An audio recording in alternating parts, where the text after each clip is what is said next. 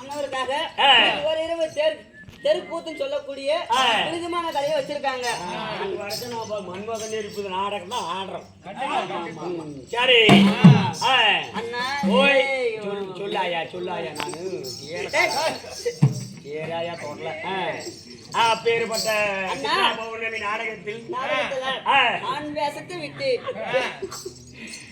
இந்நன்னாளில் நமக்காக இன்று வைத்துள்ள நாடகம் என்ன நாடகம் தெரியுமா அண்ணா? ஸ்ரீ மகாபாரதத்தில் ஒரு பாகமாக விளங்கி வரக்கூடிய அப்படித்தானே? ஆமாயா. ஸ்ரீ மகாபாரதத்தில் ஒரு பாகமாக விளங்கி வரக்கூடிய சரி பாதாள அரக்கன் போகாவதி கல்யாணம் சொல்லுவாங்க.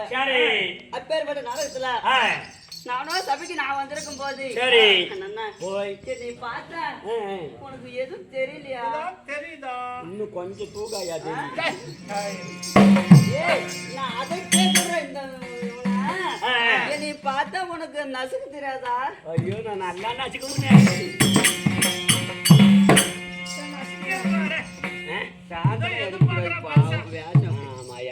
நான் என்னைக்குமே அடிக்க மாட்டேன். கோமாளியாசுக்காரங்களை நல்ல பிள்ளை போயிருவோம்.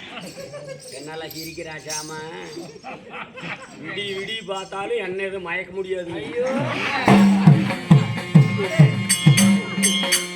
அந்த மாதிரி ஆளு நினைக்கியா என்ன? ஆமா என்னை பார்த்து ஒரு அழகான ஒரு சினிமா பாட்டு பாடுவியா? பாட்டா நல்லா ரவுக்கடி இப்படி கேட்டுட்டா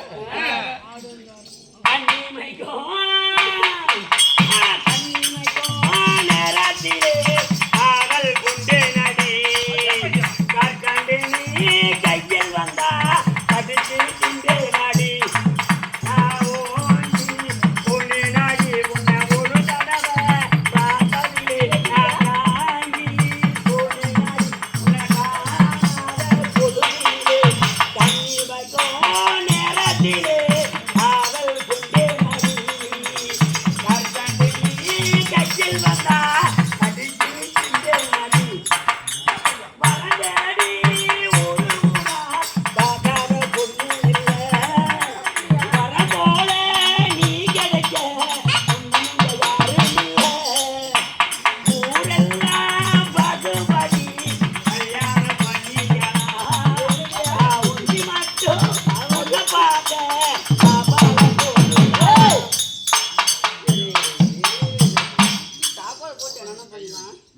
பால் போட்டுக்கிட்டு நான் அப்புறம் சொல்றேன்.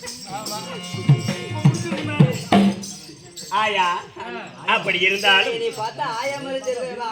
அந்த வாய் இந்த வாய் ஆளுக்கிற இந்த வாய் அப்படியே தெரியுது. இல்ல எனக்கு பிடிச்சவங்களெல்லாம் ஆயான்னு தான் கூப்பிடுவேன். ஐயோ ஆயா அப்படியா? சரி அப்படி இருந்தாலும் பாதாள அரக்கன் சென்ற என்ற நாடகத்தில் சபை தருவாராக தாங்கள் வந்திருக்கு. பெயர் என்ன? சொல்லு சாமி.